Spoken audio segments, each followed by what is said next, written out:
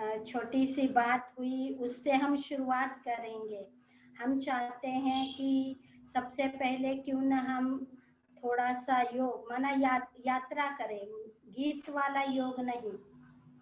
आज जो है हमारे यहाँ पर हम जो चित्र देख रहे थे, 4 धाम का चित्र लगाने के लिए उसे देख रहे थे, तो मुझे एकदम विचार आया, तो क्यों न आज बाबा के बच्चों को पहले हम थोड़ी सी 4 धाम की यात्रा कराएं। तो उससे हम शुरुआत करेंगे, लेकिन हम थोड़ी सी अलग तरह की 4 धाम की यात्रा करेंगे। हम 4 न करके हम 5 धाम की यात्रा करेंगे। 5वां धाम है हमारा डायमंड हॉल, जहाँ स्वयं अव्यक्त बाप दादा विराजते हैं। हम बच्चों को वरदानों से भरपूर करते हैं, क्योंकि आपके पास इतनी पुरानी और अनुभवी आदरणीय प्रभा दीदी जी है, तो और चूंकि आप दिल्ली जोन में आते हैं, तो आपके पास तो सारे महारथी हैं, तो क्लासेस की तो आपको वैसे ही कोई कमी नहीं है, योग की भी कमी नहीं है। तो मैंने सोचा क्यों न आपके बहाने से आपको पता है कि आज सारा दिन हमारा कितना ही सुंदर और अच्छा गुजरा है, उन्हीं ज्ञान के विचारों में, मनन चिंतन में, तो बहुत ही आज अच्छा अपने आप में अनुभव हुआ। तो लगा कि कितना ही अच्छा, ऐसा रोज हम सोचे कि मुझे अपने आप को ही क्लास करानी है, तो कितना अच्छा अनुभव होगा। और दूसरा, एक चीज जो संसार में हमने देखी कि लोग थोड़े से लॉकडाउन से ज्यादातर तो परेशान नजर आए, लेकिन हम ईश्वरीय परिवार में देखें तो हमें और अधिक प्राप्तियां हुई। शायद इतनी जो हमारी बड़ी बड़ी दीदियां हैं, बड़े बड़े भाई हैं, विदेशों की भी दीदियां हैं, उनके क्लासेस शायद हम इतनी सहजता से न कर पाते जितना लॉकडाउन में हम ईश्वरीय परिवार के नजदीक आए, जिसको हम कहते एक विश्व, एक ईश्वर और एक विश्व परिवार, एक ही ईश्वर एक विश्व परिवार। तो वो जो एक विश्व परिवार की जो हमारी धारणा है, वो इस लॉकडाउन ने इतनी साकार कर दी है कि हम सब एकदम करीब आए हैं। इस हिसाब से अगर हम देखें तो कितना ही अच्छा अनुभव हमें हुआ है। तो आज हम क्यों न, काफी समय हो गया है हमें मधुबन गए, तो हम आज शुरुआत करेंगे 4 धाम की यात्रा से। हमारी यात्रा हम फरिश्ता बनकर शुरू करेंगे, आप मेरे साथ साथ करेंगे। बहुत ही सुंदर यात्रा हम 5 धाम की करेंगे, और इसकी शुरुआत हम अपने आप को फरिश्ता रूप में ओम शांति भवन के प्रांगण में सबसे पहले इमर्ज करेंगे फरिश्ते रूप में, और पुनः हम आगे चलेंगे। चलिए एकदम सीट पर सेट हो जाइए, सावधान वाली योग की स्थिति में, और चले हम बाबा के पास। ऐसे तो आप रोज अमृत वेले करते होंगे 4 धाम की यात्रा, लेकिन फिर भी हम अनुभव से पहले थोड़ी सी ये यात्रा करेंगे। तो चलिए, भ्रुकुटी के बीच में चमकता दिव्य सितारा, स्थित हो जाए और देखें स्वयं को। मैं श्वेत वस्त्रधारी फरिश्ता, एक स्वतंत्र मैं फरिश्ता अपने साकार दुनिया से, साकार स्थान से निकलकर और सीधे अवतरित हुआ ओम शांति भवन के प्रांगण में। ओम शांति भवन को अपने दिव्य नेत्रों से निहार रही पुष्पा, इधर आ बेटा। धीरे धीरे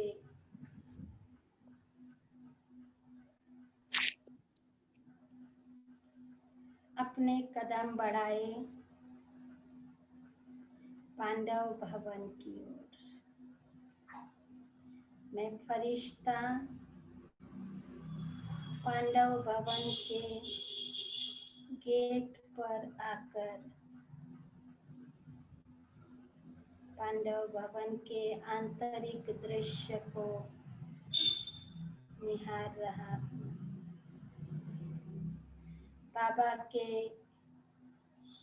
उस चित्र को इमर्ज करे, बाहें फैलाई, बाबा मुझे बुला रहे हैं। आओ बच्चे,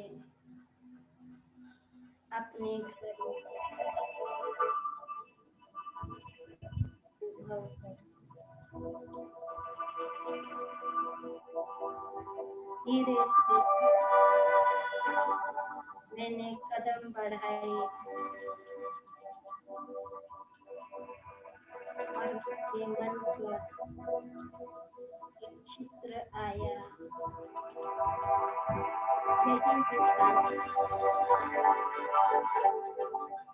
जहाँ से अनेकों बार, हजारों बार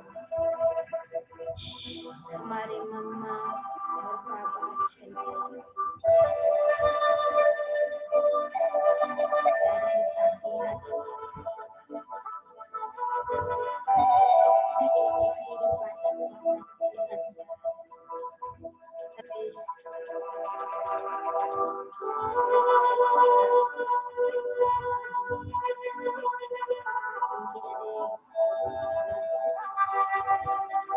बाबा और मम्मा के कदमों पर पड़ रहे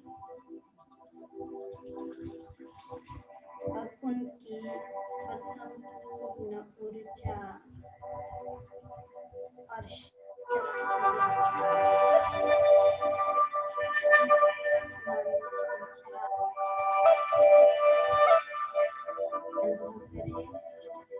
अपने कदम आगे बढ़ाते जाओ।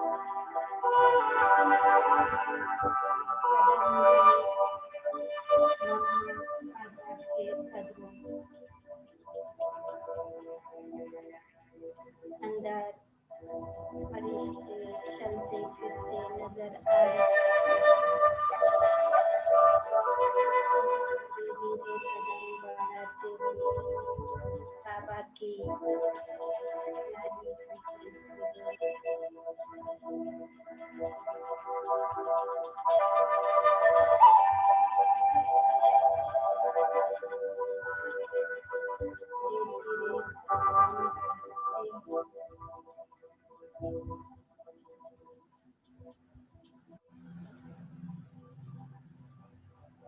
मैं बाबा की झोपड़ी के अंदर पहुंच गई। बाबा के बिल्कुल सम्मुख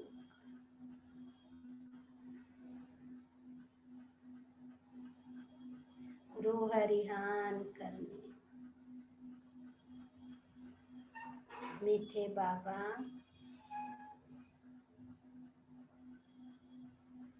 कितना सुंदर समय और कितना सुंदर जीवन आपने दिया।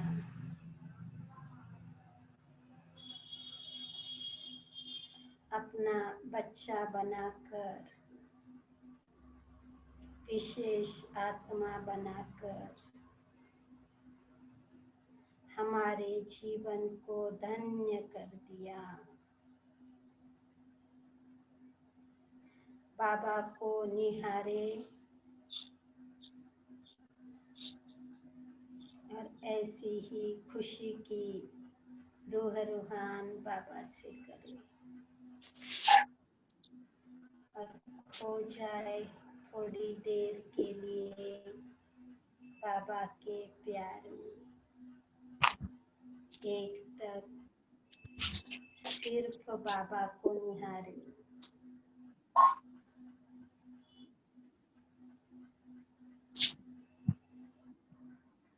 मन की आंखों से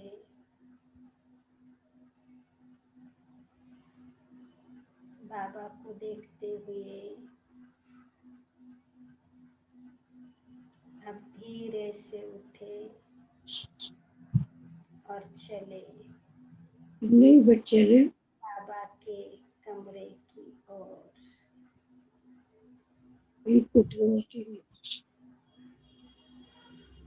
अब पुनः कदमों में बाबा की शक्तियां भरे,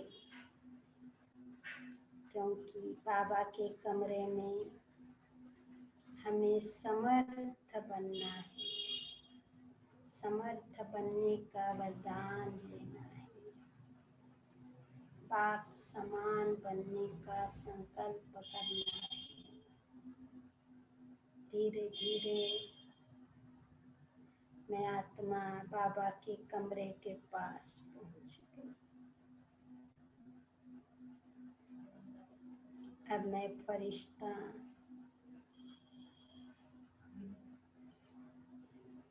धीरे से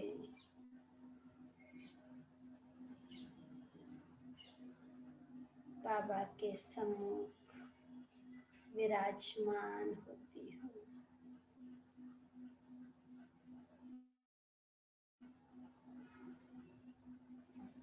बाबा मुझे दृष्टि देते हुए कहते हैं, बच्चे आओ, तुम्हें जल्दी ही बाप समान बनना है।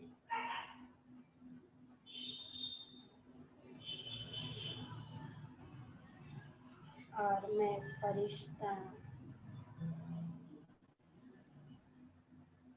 बाबा से वायदा करता हूँ,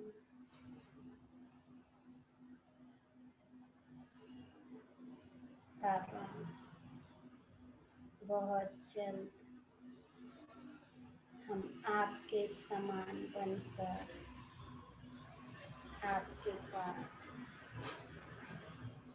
आपके वतन में आएंगे। बाबा मुझे शक्तिशाली दृष्टि दे रहे हैं।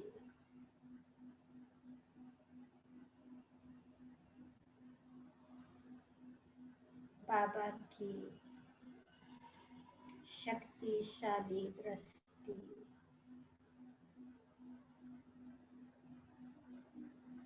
मुझ आत्मा में बाबा के समान बनने की शक्तियां भर रही।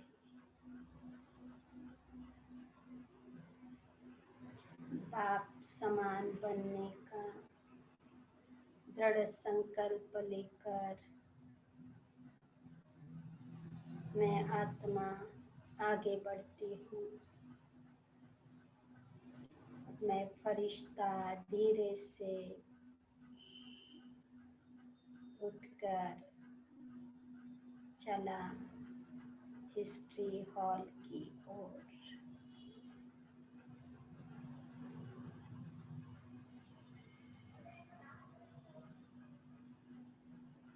धीरे धीरे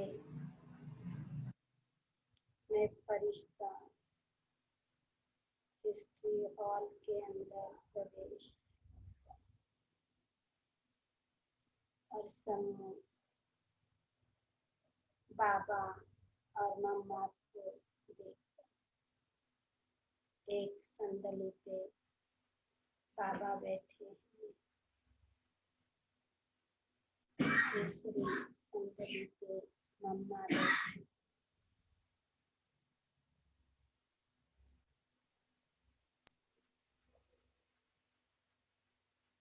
मम्मा बाबा दोनों मुझे दृष्टि देते हुए व्यर्थ संकल्पों से मुक्त होने की शक्ति दे रहे। आज मैं फरिश्ता मम्मा बाबा के सामने अपने सर्व व्यर्थ बोझ देने का संकल्प कर रहे हैं। बाबा और मम्मा को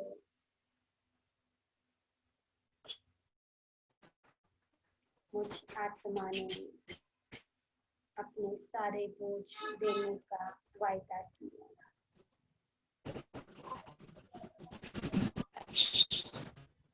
अपने मन में संकल्प में देखे कितने व्यर्थ बोझ, कितने व्यर्थ संकल्प है, और सारे व्यर्थ संकल्पों का मूल कारण मेरी चिंताएं हैं। स्वयं के शरीर की चिंता, परिवार की चिंता, धन की चिंता,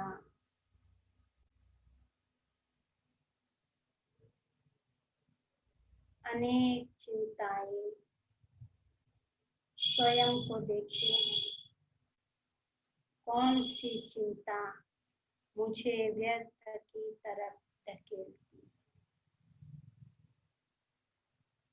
और धीरे धीरे अनुभव करें और कल्पना करें कि उन सारी चिंताओं की एक गठरी बनाकर मैं मम्मा बाबा के समक्ष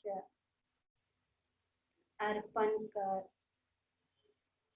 व्यर्थ से और व्यर्थ संकल्पों से पूर्णतः मुक्त हो रही हूँ। बाबा मम्मा ने मेरे सिर पर हाथ रखकर मुझे वरदान दिया,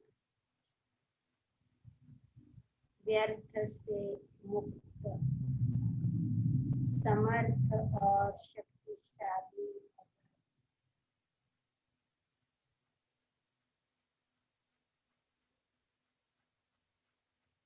व्यर्थ का बोझ छोड़कर अब मैं फरिश्ता धीरे धीरे शांति स्तंभ की ओर बढ़ रहा, शक्तिशाली बनने की।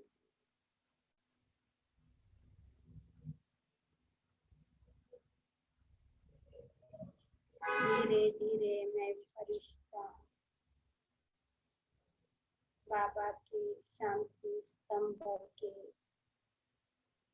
सम्मुख खड़ा होता हूँ, और बाबा की समस्त शक्तियाँ किरणों के रूप में, फुहारों के रूप में मुझ आत्मा पर पड़ रही है, और मैं आत्मा शक्तिशाली बनने का वरदान प्राप्त कर रही हूँ।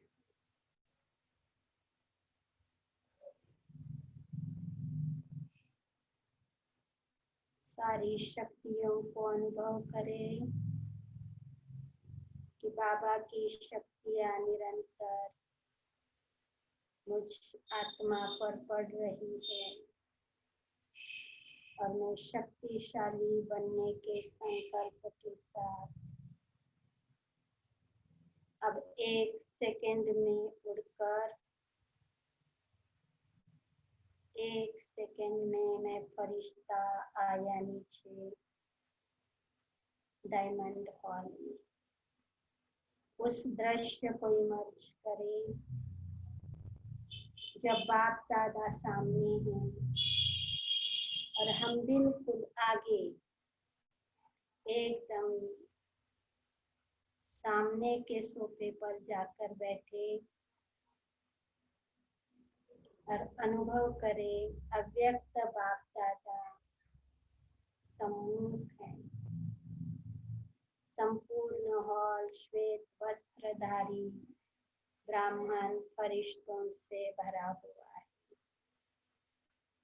आनंद की लहरें चारों ओर फैल रही हैं। और मैं आत्मा अत्यंत खुशी और आनंद की अनुभूति कर रही हूँ। अव्यक्त बाबा के शक्तिशाली वाइब्रेशन और शक्तिशाली दृष्टि मुझ आत्मा पर पड़ रही है और मैं आत्मा अत्यंत खुशी, उमंग, उत्साह और आनंद में भाव विभोर होकर पुनः धीरे से उड़कर अपने साकार स्थान पर आ गई।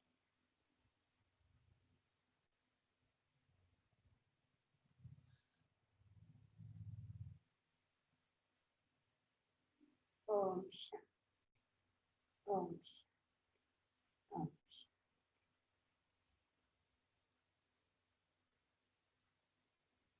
ओम शांति। बहुत इच्छा थी काफी समय से आपसे मिलने की।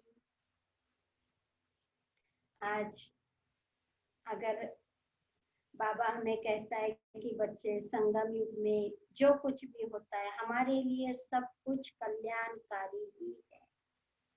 तो आप देखिए कितना कल्याणकारी है। आप सब तो कितने सारे भाई बहनों से, कितने वरिष्ठ महारथियों से इस लॉकडाउन के काल में ही मिले और हम भी बहुतों से मिले। कितनी ऑनलाइन भक्तियां आप सभी कर रहे हैं ये भी बताया, ऑनलाइन मुरली सुन रहे हैं। वैसे ही आप सब बाबा के बहुत ही प्यारे बच्चे हैं, बहुत ही अच्छे पुरुषार्थी बच्चे, तभी तो आप सब इतना जल्दी क्लासेस के लिए रोज आकर तैयार होते हैं। कुछ अनुभव और कुछ प्रेरणाएं। अनुभव तो आपको बताया है कि हम पले बड़े ही है, हम ज्ञान वाले वातावरण में, है ना। और बहुत ही अच्छा एक पारिवारिक माहौल हमें, ये हमारा सौभाग्य है। इसको हम गॉड गिफ्ट कहते हैं शायद। हम आज भी जब भी लौकिक लोगों की या परिवार के, हमारे नहीं सेंटर पर जो लौकिक परिवार आते हैं उनकी जब भी हम कोई समस्याएं सुनते हैं तो हमें एक चीज लगती है कि वास्तव में हमने तो ये कुछ भी लौकिक परिवार में भी नहीं देखा, क्योंकि हमारे सारे लौकिक परिवार वाले भी अलौकिक ही थे। और दूसरा, हमारे अपने जीवन में भी हमने बचपन में या थोड़ा बड़े होने तक ऐसी कोई खास समस्याओं का सामना नहीं किया। हम बाबा की गोदी में ही पल रहे थे और बाबा ने हमें बहुत ही स्नेह से चलाया। तो उनको देखकर हमें लगता है कि क्या न कुछ पुण्य कर्म हमने पूर्व जन्मों में जरूर किए हैं, जो ऐसा ईश्वरीय परिवार, सब कुछ मिला, दुआएं मिली। हमें याद है कि बचपन में जब भी हमारे घर बहुत से ब्रह्मा कुमार, जो कि हमारे ब्रह्मा कुमार चाचा है, उनके ब्रह्मा कुमार दोस्त जो थे वो आते थे, या बहुत सारी दीदियां ब्रह्मा कुमारी बहनें हमारे घर आती ही रहती थी। और जो भी देखता था, चूंकि कन्याओं के लिए तो सबका एक शुभ संकल्प होता ही है, जो भी देखता था वो शायद ये दुआएं और वरदान तभी देता था। हम कहते हैं हमने स्वयं ऐसा वास्तव में कोई खास पुरुषार्थ नहीं किया था, हम सिर्फ दुआओं से और वरदानों से ही ब्रह्मा कुमारी बने और पले बढ़े। लेकिन ऐसा नहीं है कि बाबा सिर्फ वरदानों से हमें पालता है, हमें साथ साथ बाबा सिखाता भी है। थोड़े समय के पश्चात जब हम इंदौर जोन में आए और अब हम जबकि इंदौर जोन में राजस्थान के एक सेवा केंद्र पर आए शाहपुरा में, तो हमने अनुभव किया कि यहाँ बाबा ने बचपन से हमारी जितनी भी चीजें छूटी हुई थी ना, वो सब हमें सिखाई। क्योंकि बाबा हमें 16 कला संपूर्ण बनाना चाहते थे ना। सबसे पहली बात, मुझे आपको ये अपना अनुभव बताने में भी कोई संकोच या कोई कहे कि उलझन नहीं है कि एक सूक्ष्म अहंकार हमारे अंदर था जिसे बाबा ने तोड़ा। वो ये कि हम बहुत अच्छी तरह ज्ञान सुना लेंगे, बहुत बाबा के बच्चे बन जाएंगे, बहुत ऐसा होगा, क्योंकि हमको तो सब आता है। एक बचपना कहे या एक वो जो उम्र होती है छोटी, उसमें एक सूक्ष्म अहंकार बुद्धि का हमें बहुत था, जो अब सचमुच नहीं है। अब बाबा ने वो बिल्कुल पूरा किया है, या कहे तोड़ दिया है।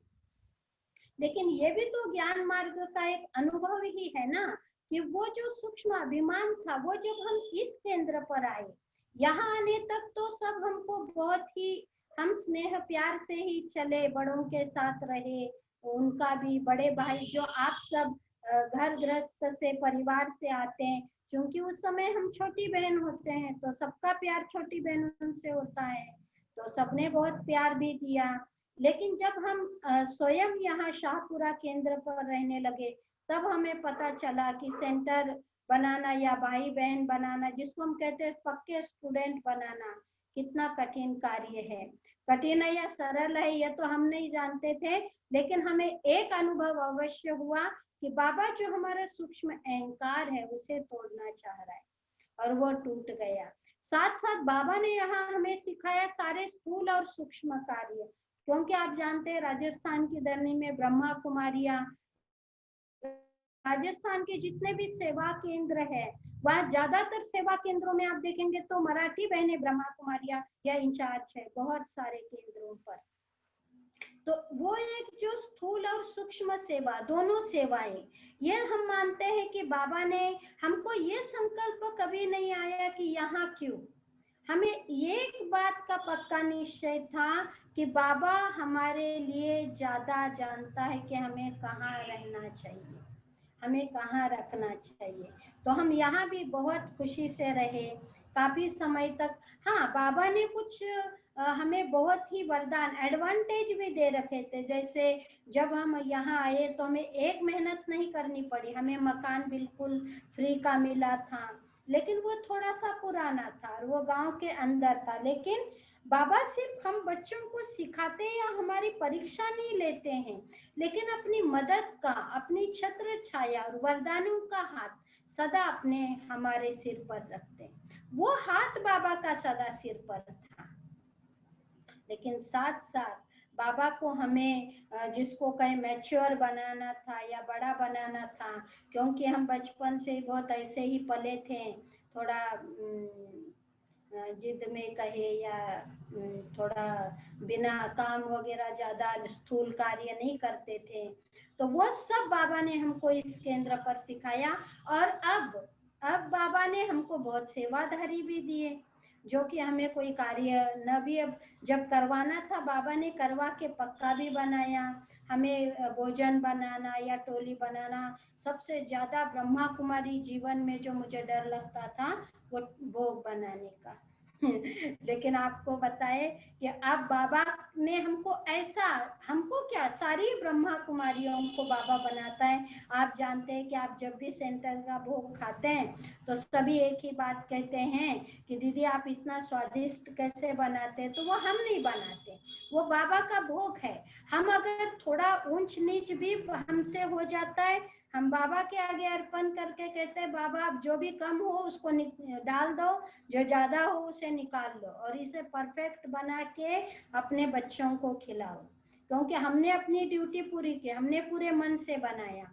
तो बाबा ने हमको वो सब भी, अब तो खैर ये पुरानी बात हो गई कि बाबा ने वो सारी चीजें हमको बनाना सिखा दी। अब अच्छा सारी ब्रह्मा कुमारियां बहुत अच्छा भोग बनाती हैं, और सारी ब्रह्मा कुमारियां बहुत अच्छा बोलती हैं। ये शिव बाबा का वरदान है, क्योंकि हमने अपने जीवन को उनके आगे अर्पण किया। ये बाबा के दो वरदान हमें अवश्य मिलते हैं अगर हम सच्चे मन से अर्पण होते हैं। तो इस प्रकार हमारे अलौकिक जीवन की शुरुआत आप जानते हैं सुजाता बहन के साथ हुई। और उस समय चूंकि बहुत ही हम एक बात मानते हैं कि जैसे आजकल बहनें अर्थात कुमारियां बहुत ज्यादा सोचती है ब्रह्मा कुमारी बनने के लिए, बहुत प्लस माइनस, बहुत आगे पीछे, ऐसे वैसे वैसे कैसे, ये सब जो कंफ्यूजन जिसे आज बाबा ने कहा वो करती है ना। हमको इसका मौका ही नहीं दिया, या बाबा ने हमको इसका मौका आने ही नहीं दिया। हमारे जीवन में हमने एक धक से, जिसको आज बाबा ने कहा झटको, हम एक धक से आए, एक धक से।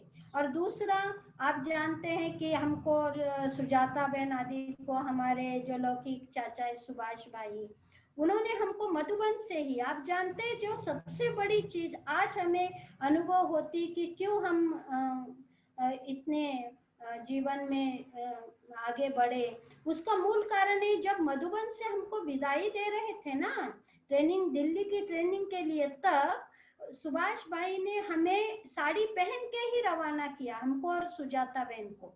उनको भी अनुभव है, सारी बहनें जो है वो सूट पहने हुई थी और हम दो साड़ी पहने हुए थे, सब कुछ ढीला, एक भी कपड़ा हमारे नाप का नहीं था। लेकिन हमें बहुत खुशी थी कि जो कहे वो मानना है, वो मान कर। और उसके बाद सबसे ज्यादा शायद वाइट ड्रेस या रंगीन ड्रेस बहुत सारे थे हमारे पास उस वक्त, क्योंकि हम तो सेवा करने आए थे, हम कोई ब्रह्मा कुमारी बनने नहीं आए थे, हमको तो जाकर पढ़ना था, नौकरी करनी थी। तो क्योंकि लौकिक पढ़ाई भी हम अच्छी पढ़ते थे, तो जब वहां से हमें भेजा तो उसके बाद सचमुच हमारे साथ कुछ ऐसी परिस्थितियां बनी और कुछ उनकी शिक्षाएं ऐसी थी कि हमने पुनः ड्रेस ना पहना, हमने फिर साड़ी ही पहनी। हमको कहा देखो तुम ड्रेस पहनेंगी तो लोग तुम्हें कुमारी समझेंगे, साड़ी पहनेंगी तो दीदी कहेंगे। तो हमने, और शायद सुजाता बहन ने, हमने ड्रेस पहने ही नहीं, हमने डायरेक्ट, जबकि ऐसे कन्याओं को 1 साल 2 साल ड्रेस पहनने देते हैं, लेकिन हमने नहीं पहने। शायद ये बाबा की कृपा थी कि हमको बाबा को अपना पक्का बच्चा बनाना था। तो ऐसे हम सचमुच बाबा के वरदानों से ही पले, वरदानों से ही बड़े, और आज भी हम वरदानों में ही है, क्योंकि वरदानों से हम तब पलेंगे जो अब अनुभव होता है उसका एक मूल है, वो है कि अपनी बुद्धि बाबा के आगे मत चला, बाबा जो कहे। जैसे बहुत बार क्लास में भी हम भाई बहनों को पॉइंट सुनाते तो कहते जो बाबा ने कहा वैसे ही कहो ना, जो बाबा ने शब्द बोले ना वही शब्द बोलो, अपने पॉइंट क्यों बोले हम, जो बाबा ने शब्द बोले हम वही बोले। तो ऐसे शायद आज ये अनुभव होता है कि वो जो बातें थी, जो बाबा ने कहा वो किया, उन चीजों ने आज आगे बढ़ाया और आज हम जीवन में बहुत खुश हैं। अपने पुरुषार्थ से संतुष्ट है ऐसा तो नहीं कहेंगे, लेकिन पुरुषार्थ तो जीवन भर करते रहना है, लेकिन अपने जीवन से हम बहुत खुश है। बहुत आनंदमय जीवन बाबा ने दी, किस शब्दों में और कैसे बाबा का शुक्रिया करें कि इस कलयुगी दुनिया से हमें बहुत बहुत बाबा ने बचाया और बहुत कदम कदम पर मदद करके। परिस्थितियां बहुत आई जीवन में, सबके जीवन में आएंगी, लेकिन उसमें से बाबा ने हमको ऐसे निकाला है जैसे मक्खन से बाल। यह हमको अनुभव होता है कि बाबा ने हमें बहुत ही सहजता से परिस्थितियों से निकाल कर अपनी गोद में लिया और हमारी जीवन को सफल किया। ये तो रहा अनुभव। अब आपके साथ कुछ दिव्य प्रेरणाएं, चूंकि क्लासेस तो आपको बहुत मिलती, लेकिन चूंकि आप हमारे भाई बहन हैं और हम अधिकार से आपको कुछ प्रेरणाएं कह सकते हैं।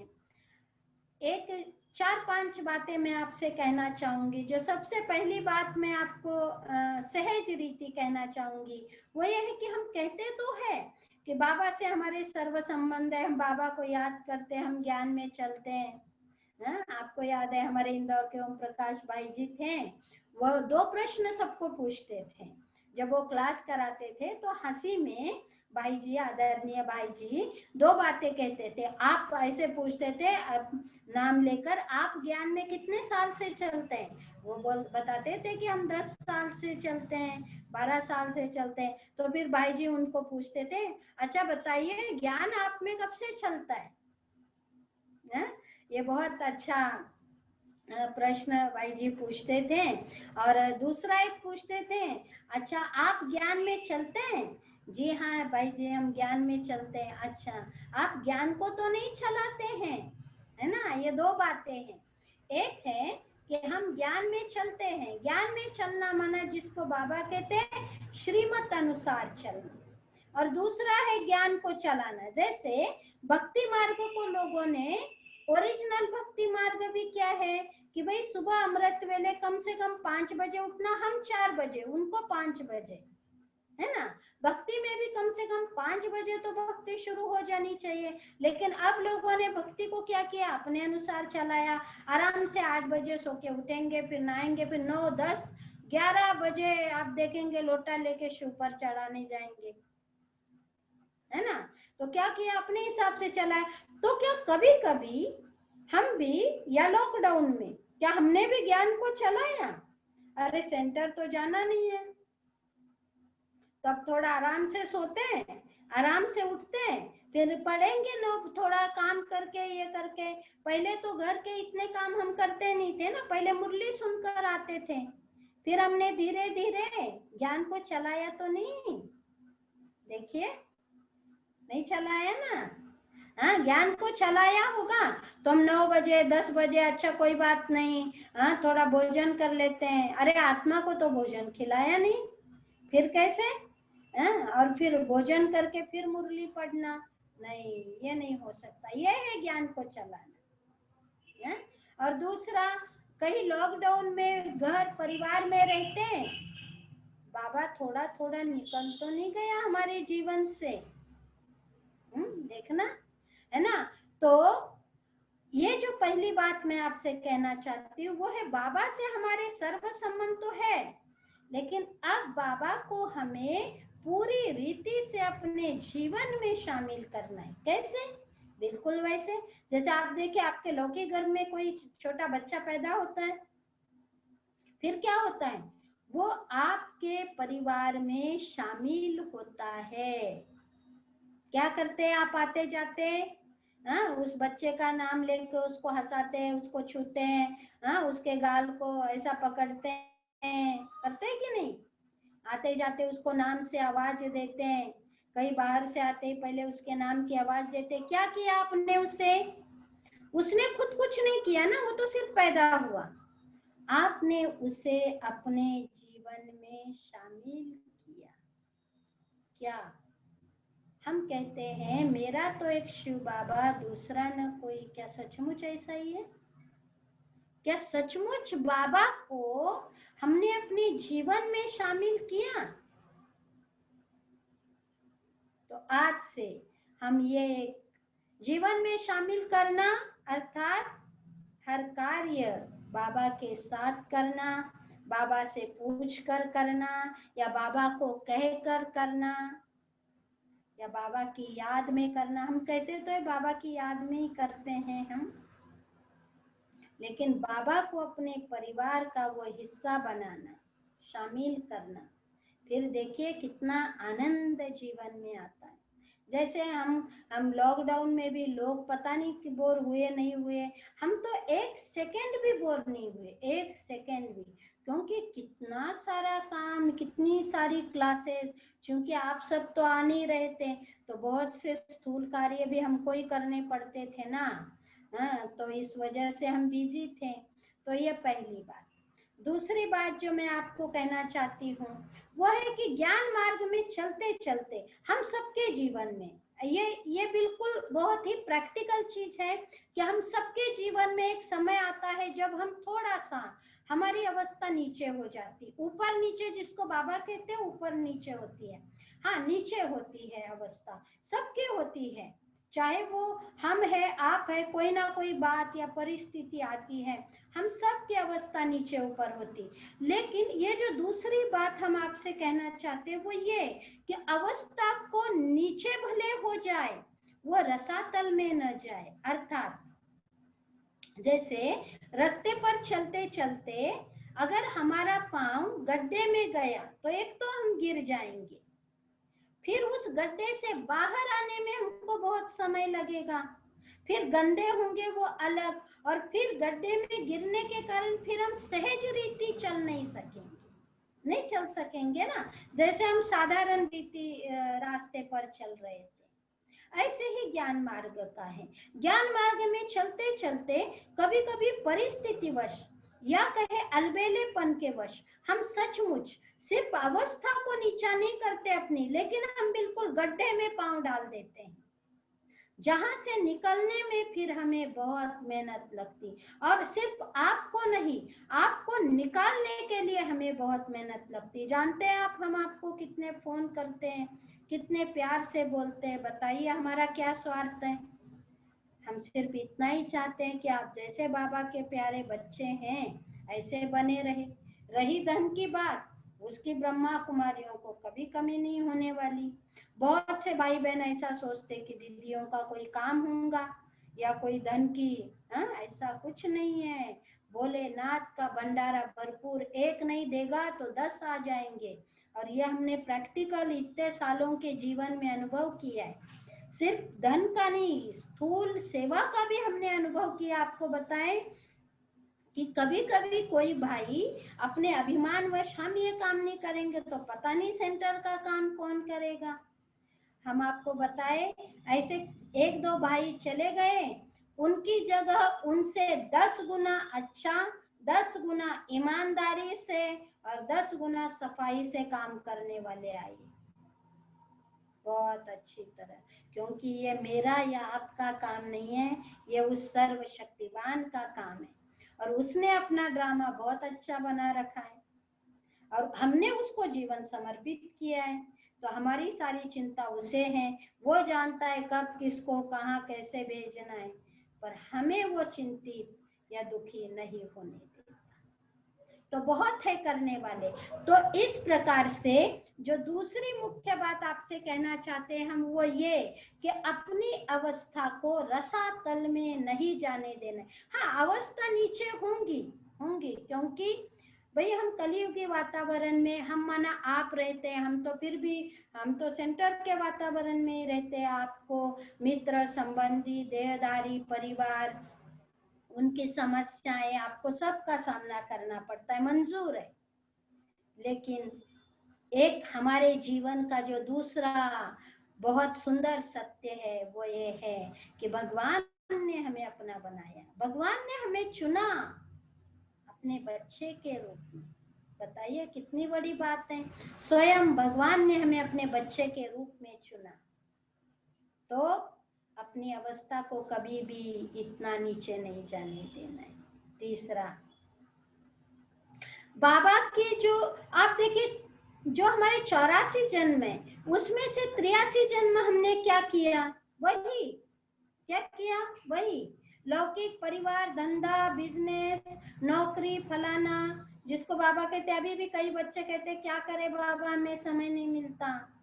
आप बताइए, हम कहते हैं एक मेरा तो एक शिव बाबा, दूसरा न कोई, एक बाबा ये हमारा है, दूसरा हमारा कुछ नहीं, हम ज्ञान में चलते हैं। अच्छा बताइए फिर 24 घंटे में how much time you utilize in ज्ञान या योग, या ज्ञान, योग, धारणा या सेवा, इन चारों में से किसी में भी हम अपने 24 घंटे में से कितना समय यूटिलाइज करते हैं। हाँ, मुरली में पहले जब हमारी मुरली क्लासेस चलती थी, आप भाग भाग के आएंगे, जरा सी 5 मिनट कोई अनुभव सुनाने में मुरली में लेट हुआ कि आप घड़ी देखेंगे या फिर उठ के ही चले जाएंगे। हाँ, माना कि आपकी नौकरी का समय होता है, ठीक है, या दुकान खोलने का समय होता है, लेकिन फिर 24 घंटे जब हम कह रहे हैं कि मेरा तो एक शिव बाबा, हम ज्ञान मार्ग में चल रहे, तो इन 63 जन्म या 83 जन्म जो हमने किया, क्योंकि सतयुग त्रेता में भी तो हमने मौजी मनाई है, बाबा को तो याद नहीं किया ना, सेवा भी नहीं की, तो क्या हम वही कर रहे हैं या अपना अधिक से अधिक समय हम बाबा की सेवा में सफल कर रहे हैं। और जो लास्ट बात मैं आपसे कहना चाहती हूँ, जो बाबा ने पिछले रविवार को हमसे कही है कि बच्चे सदा के स्नेही बनना, समय पर स्नेही नहीं, समय पर स्नेही बनने वालों की संख्या शायद ज्यादा है ना। ऐसे तो निश्चय है कि बाबा है, ये है, सब कुछ है, पर सब कुछ अच्छा है तो बस संसार, अपने परिवार, अपने जो है प्रवृत्ति में ही हम ज्यादा बिजी हैं। तो हम समय पर स्नेही बनने वाले बच्चे नहीं है, हम सिर्फ स्नेही भी नहीं है, हम सदा के स्नेही है, सदा का स्नेही, जिसे ना कोई मेहनत लगती ना मुश्किल। तो बाबा के प्यार में हम चलते चले, उड़ते चले, संगम युग की इन घड़ियों को सफल करे, अपना तन मन धन, बस यही समय है। देखिए जो 83 जन्म थे हमारे, हमने अपना तन, हमने अपना मन और हमने अपना धन कहाँ लगाया? अपने परिवार के लिए, अपने बच्चों के लिए, अपने वारिसों के लिए, सबके लिए। हाँ, इस समय भी बाबा की शिक्षाएं हैं। बाबा हमें ज्ञान कितना सुंदर और तर्कयुक्त देते कि बच्चों को भी प्यार से संभालो।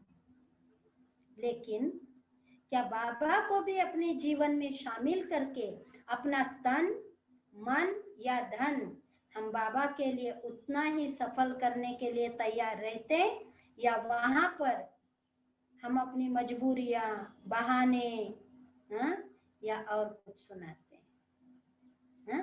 क्योंकि हमें अपने ही तन मन धन से इस भारत को स्वर्ग बनाना है, और हम बना भी रहे हैं। तो इन्हीं शुभ भावनाओं के साथ आप सभी भाई बहनों का बहुत बहुत शुक्रिया कि इतना संगम युग पर आप सबसे मिलने का, अगर लॉकडाउन और कोरोना न होता शायद इतना सुंदर चांस हमको मिलता ही नहीं। तो आप सबसे मिलने का चांस मिला। तो आदरणीय प्रभा दीदी जी, सुजाता बहन, संध्या बहन और जो भी छोटी बहनें हैं, आप सबका बहुत बहुत बहुत धन्यवाद, दिल से शुक्रिया। और बाबा का भी बहुत बहुत दिल से शुक्रिया कि आप सबसे मिलने का ऐसा सुनहरा अवसर दिया। ओम शांति, ओम शांति।